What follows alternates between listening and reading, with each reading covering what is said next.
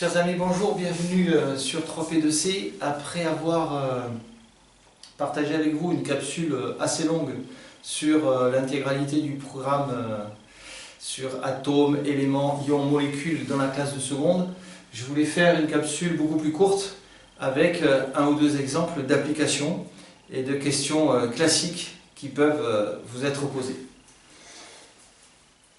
Alors, dans un premier temps, on va partir à la recherche de l'élément secret. Voilà, l'élément secret ou l'atome secret, quel est-il?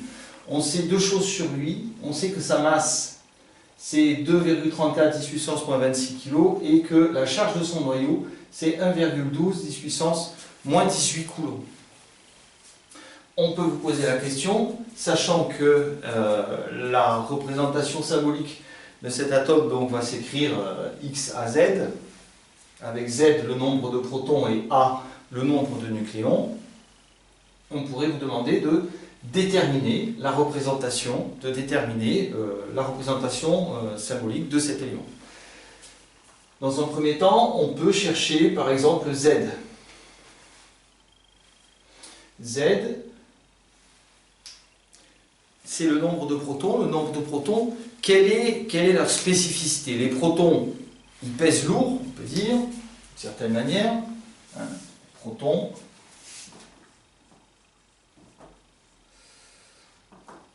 La masse d'un proton, c'est la même que celle d'un nucléon, donc celle d'un neutron. Donc, c'est 1,67 10 puissance moins 27 kg. C'est une masse qui n'est pas à retenir, c'est une donnée qui sera toujours fournie dans les exercices, sauf si on vous donne d'autres masses et qu'il faut déduire cette masse-là. Et puis ça a une charge qui vaut 1,6 10 puissance moins 19 coulombs. Voilà, donc même chose que pour la masse, ça n'est pas à retenir, ce sera toujours fourni. Comment peut-on faire pour déterminer le numéro atomique, c'est-à-dire le nombre de protons? La fois, on sait que les protons interviennent dans le noyau, ils interviennent dans la masse, mais ils ne sont pas seuls à intervenir dans la masse. Les neutrons aussi interviennent dans la masse du noyau.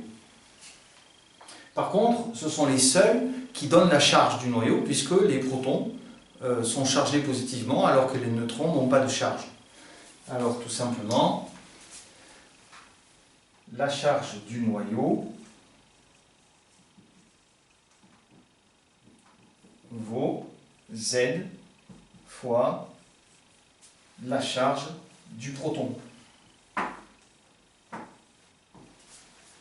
Donc ça c'est important, on a une somme d'entités, il faut se poser la question dans le noyau, qu'est-ce qui donne la charge? Ce ne sont pas les neutrons, ce ne sont surtout pas les électrons ne sont pas dans le noyau, il ne reste que les protons. Du coup ça simplifie notre problème, vu qu'on cherche uniquement le nombre de protons actuellement. Donc Z vaut Q noyau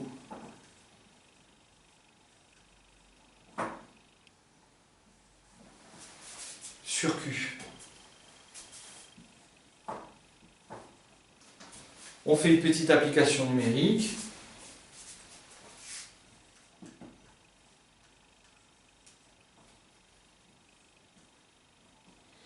Donc on prend la charge du noyau.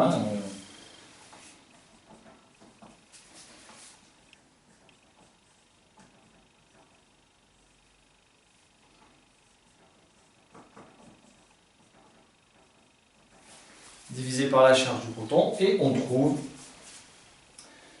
Z égale 7. Alors, en fonction de la précision des résultats et des données qui vous seront fournis, vous ne trouverez pas forcément avec votre calculatrice un nombre entier.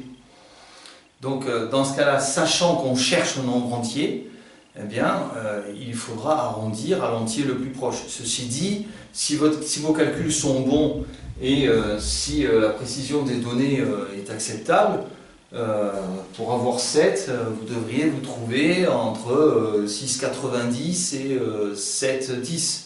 Vous ne devrez pas vous trouver vers 6,5 par exemple, ou 6,7 même. Donc on cherche un nombre entier, on doit être d'emblée assez proche de nombre entier. Avec la calculatrice, je vous laisse vérifier qu'on trouve ce résultat.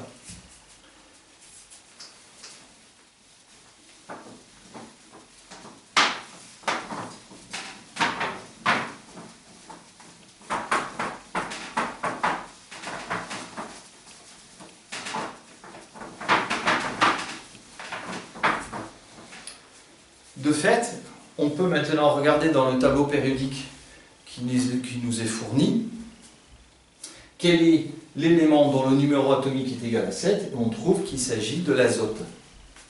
Donc, une première partie du voile est levée, il s'agit de l'azote, on cherche encore le nombre de nucléons.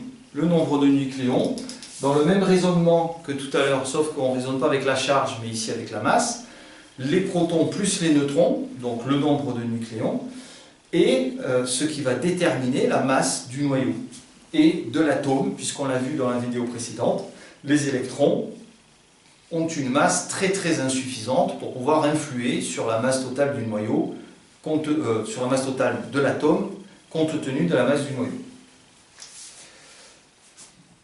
Voilà. La masse de l'atome qui vaut grand A fois la masse d'un nucléon. Donc, grand A vaut la masse de l'atome divisé par la masse d'un nucléon.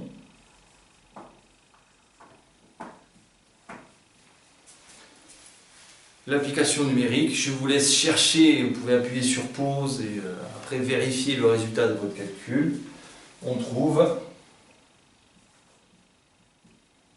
A égale 14. Donc, on connaît parfaitement maintenant notre élément mystère. Alors, prenons maintenant l'atome d'azote. Que va-t-il lui arriver? Effectivement, on ne trouve pas sur Terre, dans les conditions classiques, on ne trouve pas d'atome d'azote isolé. On va le trouver sous forme d'ion, on va le trouver aussi sous forme de molécules, donc assemblées avec d'autres atomes. Pour savoir ce qui va lui arriver, comme on l'a dit à la vidéo précédente, on va regarder quelle est sa configuration électronique à l'état d'atome.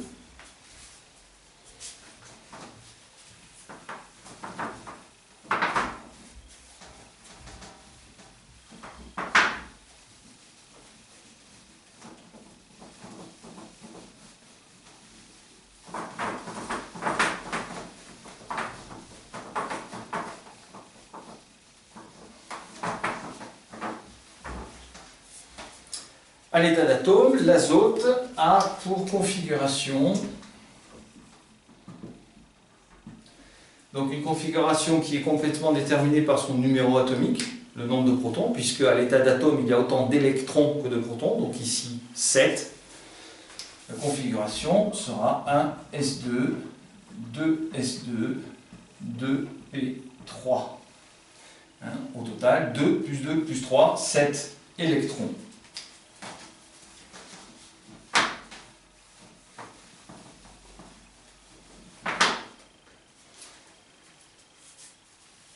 On l'a vu, les gaz nobles sont le modèle d'évolution des autres éléments.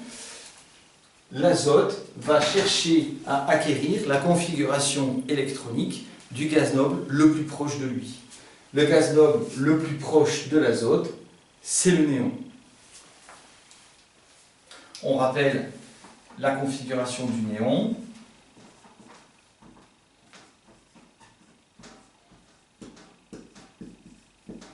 Voilà. Lui a 8 électrons externes, alors que l'azote n'en a que 5. Du coup, deux stratégies pour acquérir la même structure électronique que le néon. Stratégie numéro 1, l'azote va acquérir 3 électrons en devenant un ion.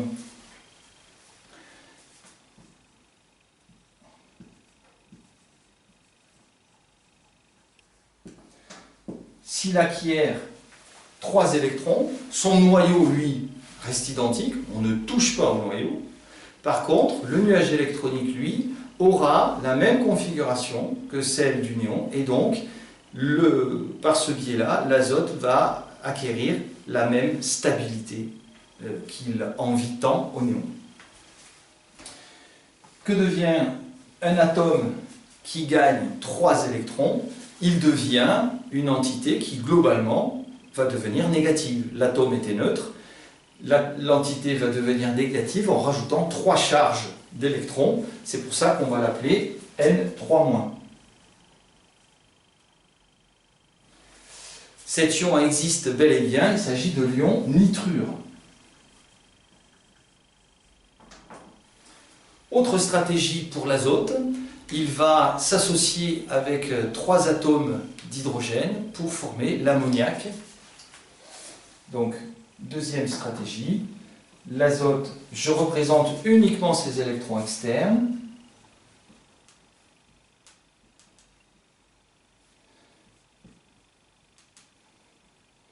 Des hydrogènes arrivent, entre guillemets, pour s'associer avec l'azote. L'azote voit bien autour de lui 8 électrons externes. La stabilité est acquise et donc cette molécule existe bel et bien. Hein, si l'ensemble n'était pas stable, la molécule n'existerait pas. N'existent que les entités qui peuvent exister plus que une durée très très courte. Ce qui existe longtemps en chimie. Voilà. Si ça n'existe pas longtemps, ben ça n'existe déjà plus. Donc, ici un doublet non liant, ici les 3 doublets liants. Et donc la notation de Lewis de cette molécule se fait en remplaçant les points des électrons par des tirets qui représentent donc les doublets électroniques. Donc N, H, H. Donc il s'agit bien de NH3 en formule brute.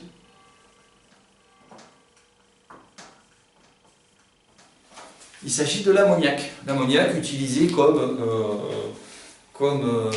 produit chimique puissant, en particulier pour nettoyer les carrelages, et ça a une très mauvaise odeur. Voilà. Dernière application. Ici, on a un édifice atomique fait à partir d'atomes qu'on appelle une molécule. Il peut y avoir aussi ce qu'on appelle des édifices ioniques, des solides ioniques. Par exemple, le sel de cuisine, qu'on appelle chlorure de sodium, fait à partir des ions chlorure et sodium, c'est un solide ionique.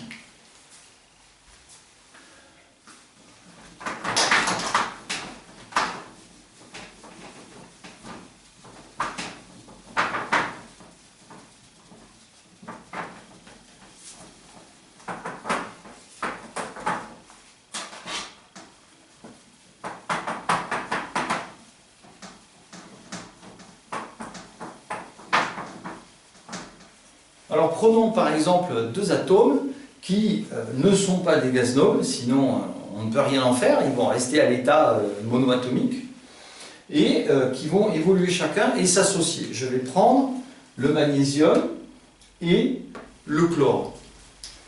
Le magnésium, numéro atomique 12, configuration 1s2, 2s2, 2p6, 3s2. 2 plus 2, 4 et 6, 10 et 2, 12 électrons. Et je vais prendre le chlore, 1s2, 2s2, 2p6, numéro atomique 17, donc 17 électrons, 3s2, 3p5.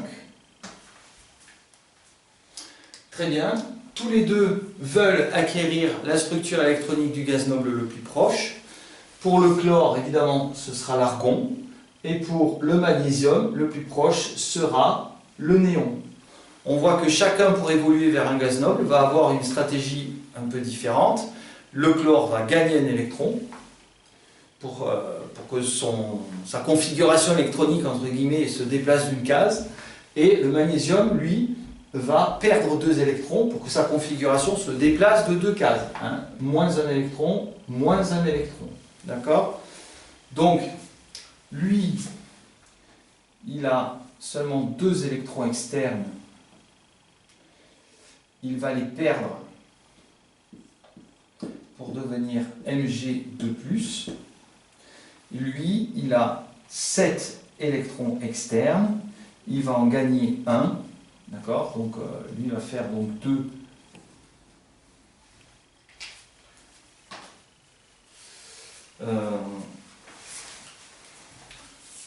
Moins 2, et lui va faire 7 plus 1.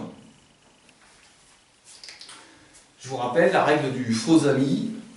Je perds des électrons, je deviens plus. Je gagne des électrons, je deviens moins. Du coup, comment vont-ils s'associer? Alors, il y a une règle dans la matière, dans les états classiques de la matière est neutre électroniquement. La matière est neutre électroniquement. Si la matière n'était pas neutre électroniquement, vous passeriez votre journée à devoir vous décoller de vous des objets qui seraient attirés vers vous spontanément.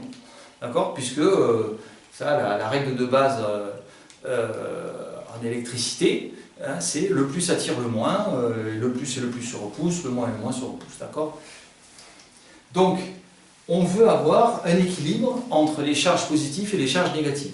Là, dans ce cas-là, c'est assez simple. Il y a des cas où c'est un petit peu plus compliqué, par exemple dans le cas de l'alumine, mais c'est pas grand-chose. Hein. Le cas de l'alumine qui est fait avec les ions Al3+ et O2-. Mais bon, si on réfléchit 2 secondes, comment obtenir un équilibre entre les charges positives et les charges négatives? Il suffit de prendre un certain nombre de fois l'un et un certain nombre de fois l'autre. Là, c'est facile, il suffit de prendre 2 fois plus de chlore que de magnésium. Et de fait, vous avez réellement la constitution d'un solide ionique à partir de ces entités-là, Mg2+, plus 2Cl-, et on obtient le chlorure de magnésium, MgCl2. Devant Mg, il n'y a rien, c'est comme si je mettais 1, mais quand c'est 1, il n'y a rien, pour dire que je mets 1 magnésium, et le 2 est devant le chlore, pour dire que j'ai dû prendre 2 fois l'élément chlore. D'accord? Donc Mg2+, plus 2Cl-, et vous avez ici un solide ionique fait à partir des ions chlorure et des ions magnésium. Voilà, c'est tout pour aujourd'hui. N'hésitez pas à poser des questions, à laisser des commentaires, et je vous dis à très bientôt.